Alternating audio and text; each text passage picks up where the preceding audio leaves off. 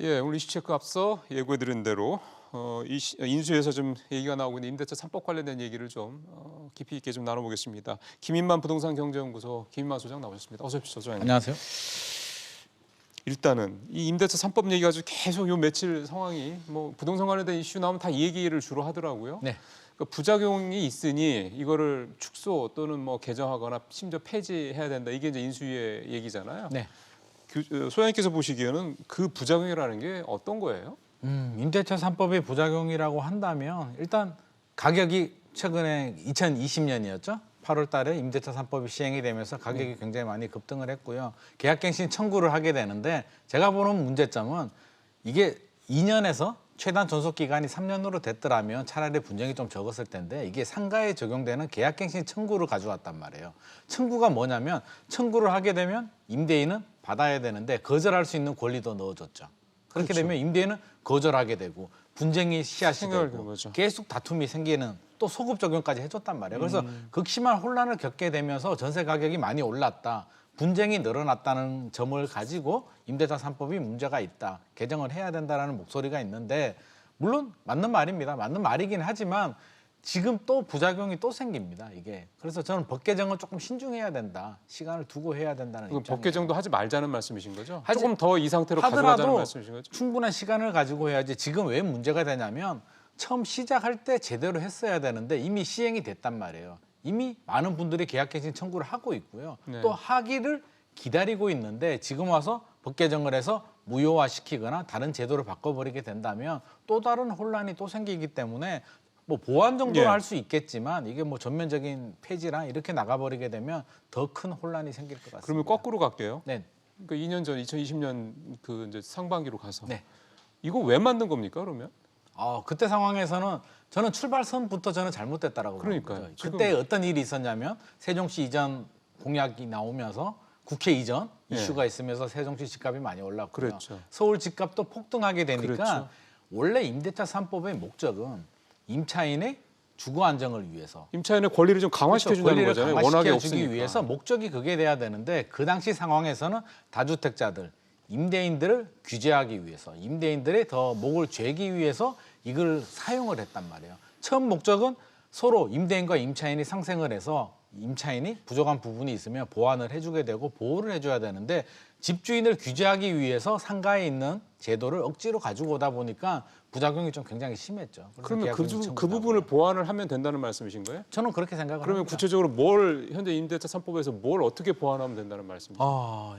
이게 시간이 좀 필요한데요. 네. 이게 지금은 2+2 계약갱신 청구가 문제는 있지만 이걸 단기간에 바꿔버리게 된다면 또 문제가 또 생기잖아요. 그렇죠. 그렇죠. 그래서 이걸 당장 손대기보다는 저는 인센티브. 일단 이 제도는 유예를 하되 유예를 집주인들이 네. 지금 문제가 뭐냐면 올 8월부터요. 한 번만 사용되거든요. 계약갱신 청구는. 한 번 사용했던 분들이 이제 시장에 나옵니다. 다시 두 번 사용을 못 하는 거죠. 그러면은 확 올라갈 수 있겠군요. 확 올라가죠. 그러면 한 번 사용한 사람들은 이제 카드가 두 가지가 있습니다. 집주인이 요구하는 대로 올리거나 올려주거나 나가거나. 다른 집을 찾아가거나 그러면 삼중 가격이 형성되죠. 집주인과 또 딜을 하게 됩니다. 집주인이 예를 들어서 시세가 지금이 3억인데 시세가 6억 정도 됩니다. 그럼 집주인은 이사 가면 번거로우니까 2억만 올려주라. 그럼 세입자 입장에서는 4억 다른 집에 가면 3억, 4억을 올려줘야 되는데 2억 올려주는 선에서 한 이중 가격, 삼중 가격 정도로 타입을 보는 경우가 있고요. 그게 안 된다면 이사를 가야 됩니다.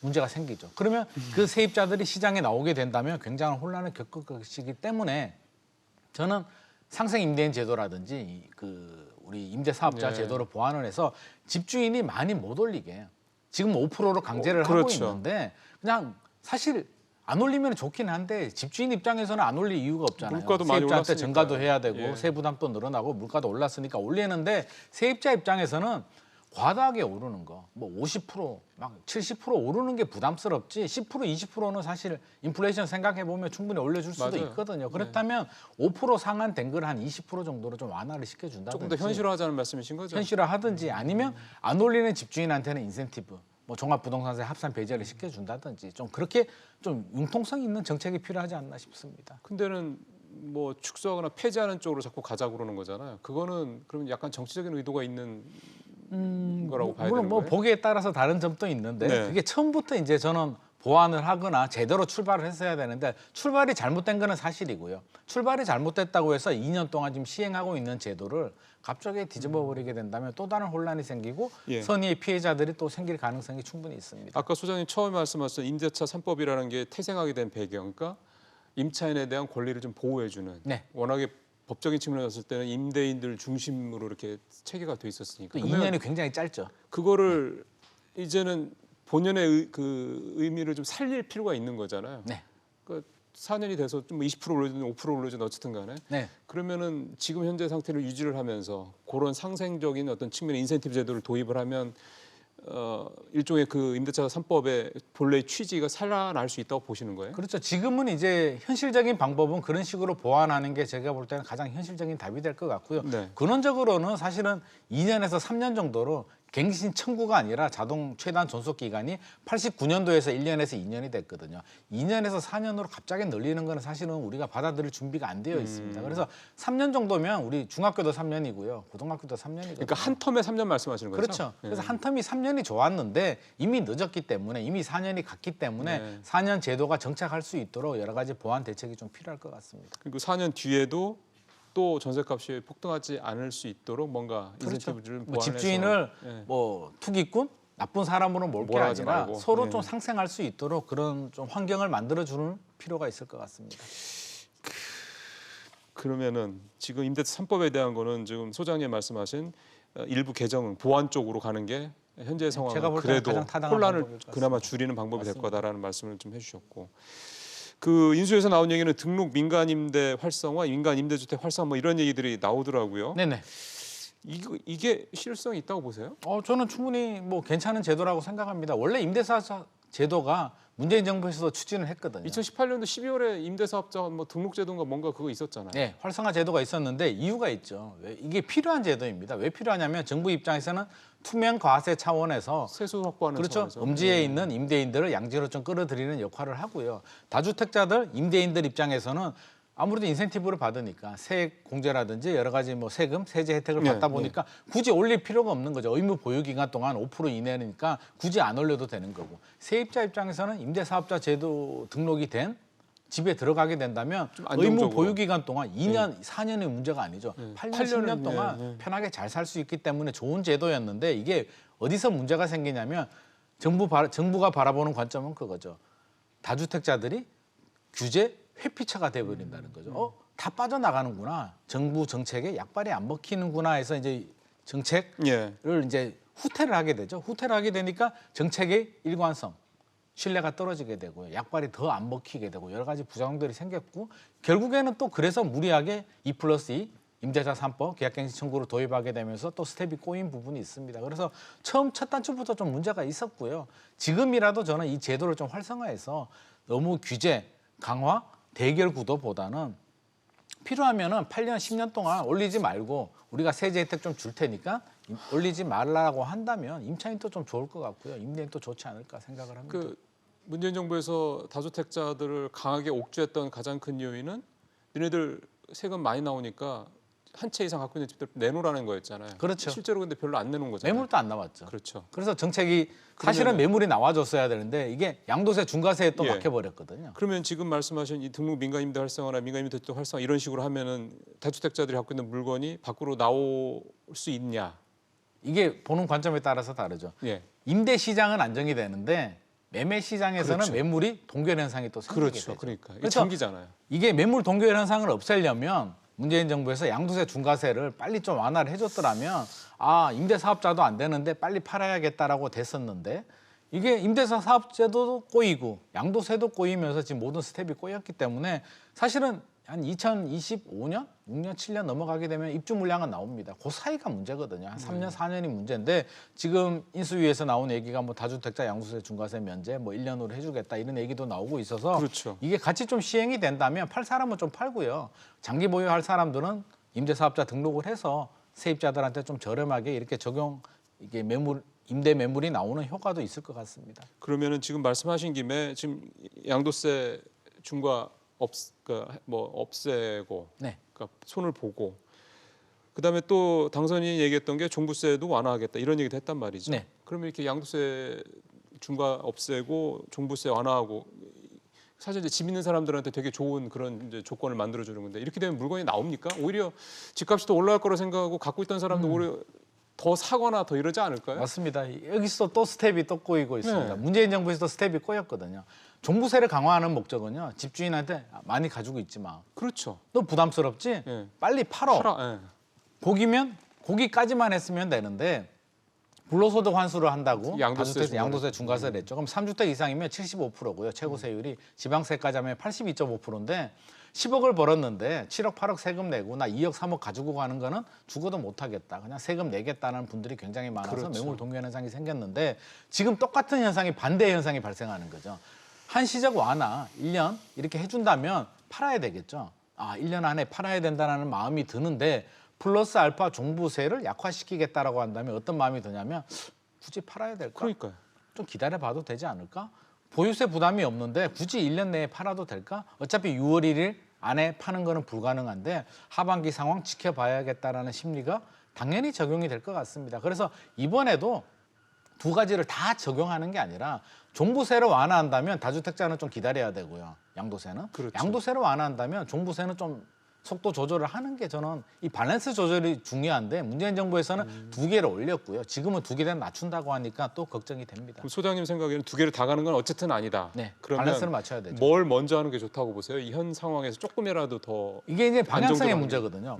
선진화되면서 보유세 강화가 옳다라고 한다면 양도세를 낮추는 게 맞고요. 그게 아니다. 우리나라는 양도세를 올려야 되고 보유세는 시기상조라고 한다면 보유세를 낮추고 양도세를 올리는 게 맞는데 그거는 여러 가지 고민이 필요해요. 이게 정부의 가치관과 필요하고요. 경제와도 맞물리고 우리가 선진화되면 사실 선진국들 보면 보유세가 높은 거는 맞거든요. 그렇다면 보유세로 간다라고 한다면 양도세를 낮춰야 되는 게 맞는 거죠. 그래서 그거는 정부에서 방향 설정을 제대로 잘 해야 될 것 같습니다. 근데 현재 TF팀이나 인수 쪽에서 나온 얘기는 두 개를 다 풀려고 하는 너무 이게 제가 볼 때는 너무 극단적으로 문재인 정부에서는 이쪽으로 극단이었고요. 지금은 또 반대로 극단으로 가고 있는 것 같습니다. 예. 그리고 하나 더 좀 여쭤볼게. 인수위에서 그 작은 집들, 소형 주택들, 그러니까 빌라, 뭐 다세주택 등등등 이거는 이제 다주택 셀 때 합산할 때 포함을 안 시키겠다 이런 얘기도 나왔거든요. 네. 요거의 의도는 뭐 모르는 건 아니겠는데 이게 미칠 영향에 대한 부분은 좀 짚어봐야 될 것 같아요. 왜냐하면 이렇게 되면 작은 집을 또 막 이렇게 갭 투자를 할 수도 있는 거고 작은 집을 또에 대한 수요가 확 늘어서 또 이제는 작은 집도 안 싸지는 상황이 되지 않을까라는 걱정이 들고요. 맞습니다. 제가 제일 걱정하는 부분이 바로 그런 점인데요. 네. 당연히 있죠. 지금 또 이제 통계를 보면 이름도 지금까지 통계에 잡히지 않았던 상승 지역에 들어가지 않았던 지역들이 지금 통계에 막 들어오고 있거든요. 군산이라든지 투자 심리가 살아 있으니까 집값이 투자를 올라가는데, 피해서, 그렇죠. 풍선 효과, 투자 수요가 유입이 되는데 자 우리가 빌라를 풀어준다. 빌라를 주택 수요에서 빼준다라고 하면 당연히 투자 수요는 유입이 됩니다. 지금 그럼요. 저금리 유동성이 없어진 것도 아니고요. 금리가 올라가는 이제 시작이지만 올라간 건 아니거든요. 실제로 올라갈지 안 올라갈지도 또 지켜봐야 되는 부분이고요. 투자 심리가 이렇게 살아있는데 거래량이 줄어들었다는 거는 지금 여건이 안 되는 거죠. 다주택자들은 팔고 싶은데 양도세 양도세니 중과세 뭐, 면제 예. 나오면 나 그때 팔래. 실수요자들이나 투자자들도 규제 풀리면 내가 살래. 나 안 사는 거 아니야. 일단 지켜볼래라는 심리인데 그렇게 뭐 틈새를 만들어준다면 이 물줄기가 당연히 그 틈새로 흘러가게 되고요. 저는 가장 안타까웠던 게 2020년, 2021년 통계를 보면 가장 많이 올랐던 지역들이 인천, 안산 이런 외곽 지역들이에요. 예. 우리 서민 들이 주로 거주하는 예. 지역들인데 예. 집값 흐름을 보면 주로 2억 3억 하던 집값이 한 2년 만에 6억 7억까지 올랐단 말이에요. 안타까운 현상이죠. 강남 집값이 많이 오르는 거야. 사실 뭐 우리 서민들하고 큰 상관은 없잖아요. 그들만의 리그일 수도 있는데 뭐 약간 보는 관점에 따라서 이렇게 풀어버리게 된다면 빌라나 소형 주택들 가격 상승하게 되고요. 거기에 살 수밖에 없는 분들은 또 젠트리피케이션 또 다른 데로 쫓겨나야 될 수도 있기 때문에 저는 이거는 좀 신중해야 될 것 같습니다. 그 인수위 부동산 TF에서 지금 두 축이라고 얘기한 게 네. 공급하고 시장 기능 회복이라는 말이에요. 네네.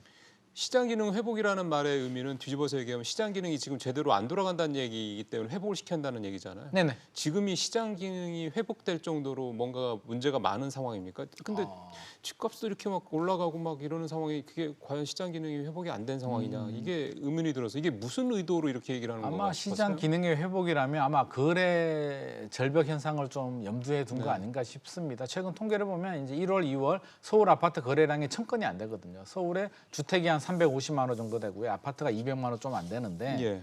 1,000건이 거래가 안 됐다는 얘기는 거의 올스톱입니다. 사야 될 사람도 안 사고요. 팔 사람도 안 팔고. 네. 이거는 문제는 맞습니다. 문제는 맞는데 자, 이 불확실성, 정책의 불확실성 때문에 멈춰 있는데 이거를 거래를 활성화시킨다는 목적으로 모든 규제를 다 풀어버리게 된다면 또 다시 집값 덜썩이고요. 지금 또 재건축 규제 완화해 준다라고 하니까 벌써 덜썩이는 들썩이죠. 지역들이 나오고 있거든요. 그래서 거래 절벽 현상을 완화시켜 준다면 아까 말씀하셨듯이 다주택자들이 매물을 내놓게 한다면 그것만 포커스로 예. 맞춰야 되는데 모든 규제를 다 풀어버린다는 시그널을 주면 문제가 될 것 같고요. 저는 시그널이 명확해야 될 것 같습니다. 아, 우리가 정상화를 위한 규제는 풀어주되 투기는 반드시 잡겠다. 투기는 용납하지 않겠다라는 시그널을 줘야 되는데 지금은 다 풀어주겠다라는 시그널만 주기 때문에 시장에서 잘못하면 또 이게 오해가 생길 수도 있을 것 같습니다. 그러면 마지막으로 질문을 드리면 이런 공급 측면에서는 뭐 어쨌든 많이 부족하고 집값이 뭐 오른 이유 중에 뭐 공급이 부족했다는 얘기를 늘 하니까 그렇다고 지금 그거는 뭐 지난번 대선 과정에서 양쪽 당이 다 똑같이 얘기를 했던 거니까. 네네. 지금 시장에는 회복이라는 측면에서 봤을 때 부동산 세부담 완화, 대출 규제 합리화, 임대차 시장 안정. 앞에 부동산 세부담 완화, 대출 규제 합리화는 풀어주겠다는 앞서 이제 소장님 말씀하신 그런 의도로 이제 충분히 이해가 돼. 임대차 시장 안정. 이게 이제 앞뒤가 맞는 얘기냐라는 생각도 들고 또 하나는 여기다 덧붙여서 질문드리고 싶은 거는 지금 전반적으로 금리가 계속 올라가고 있는 이런 거시경제 상황에서 네. 그리고 뭐 시장도 좀 불안하잖아요. 네네. 자본시장이 전체적으로 좀 불안한 상황이기 때문에 부동산 시장도 그렇지만 이런 상황에서 과연 이렇게 풀어준다고 과연 소위 말해서 TFT에서 얘기하는 시장 기능 회복이 될 거냐, 그러니까 거래가 확 늘 거냐 이런 부분에 대한 것도 좀 궁금하고 어떻게 전망하세요? 지금 규제만 푼다고 해서 거래가 갑자기 늘어나질 것 같지는 않고요. 제가 볼 때 이제 여러 가지 맞물려 있는데 만약에 다주택자 양도세 한시적 면제 1년간 면제를 해줬다. 다주택자들이 매물을 내놓더라도 받아줄 사람이 필요하거든요. 예. 받아줄 사람 실수요자들인데 주로 이게 대출 규제에 묶여 있단 말이에요. 그러면 예. LTV를 풀어주게 된다면 또 DSR이 남아 있고요. DSR까지 풀어주게 된다면 가계부채가 또 문제가 되는 거죠. 이게 진짜 간단한 문제가 아닌데 그렇죠. 인수위에서는 다 풀어주는 게 아니라 진짜 정확하게 우선순위를 좀 정할 필요가 있을 것 같습니다. 우선순위를 정하라. 그렇죠. 그래서 진짜 꼭 해야 될 게 뭐냐. 제가 볼 때는 1순위는요. 앞서서 우리가 이야기했듯이 상생임대인 제도나 임대사업자 제도가 1순위가 돼야 될 것 같고요. 일단 임대시장 안정. 그렇죠. 임대시장 안정이 1순위고요. 재건축 규제 완화는 지금 규제 완화한다고 해서 물량이 나오지 않습니다. 지금 규제 완화해도 10년, 15년에 걸려요. 그렇다면 속도 조절이 필요한 거죠. 그렇죠. 굳이 지금 하지 않아도 됩니다. 2년, 3년, 5년 후에 시장이 안정돼서 해도 충분하기 때문에 지금 잘못된 시그널을 주게 된다면 시장이 과열 반응을 보일 수 있기 때문에 그런 거는 속도 조절이 필요하고요. 다주택자 한시적 양도세 면제를 한다라고 한다면 보유세는 좀 속도 조절해서 좀 유지를 한다든지 이렇게 우선순위를 정하고 밸런스를 정하는 게 필요하지 다 풀어줄게라고 이런 식으로 나오는 거는 제가 볼 때는 잘못하면 시장 과열에 또 다른 그런 빌미를 제공해 줄 것 같습니다. 희생자들이 또 나오는데 사실은 또 서민들이 희생되는 거잖아요. 그렇죠. 예, 그러니까 아까 정책의 빌라 희생이 뭐 이런 거 아니에요. 풀어줘도 마찬가지고요. 결국에는 우리 서민들이 더 피해를 볼 것 같습니다. 그러니까 지금 상당히 굉장히 좀 약간 좀 불안한 이런 여러 가지 불투명한 이런 상황이 이제 맞습니다. 혼재되는 상황이기 때문에 이럴 때 인수위에서 어떤 정책을 내는지 상당히 중요하게 보셔야 되겠습니다만은 그게 만약에 또 다른 큰 혼란을 가져올 수 있는 여지가 있다면 상당히 신중하게 시장은 접근하셔야 되겠다. 그리고 특히 이제 내 집 마련을 하시려는 분들이나 임대 관련되신 분들 알겠습니다. 소장님 말씀 잘 들었습니다.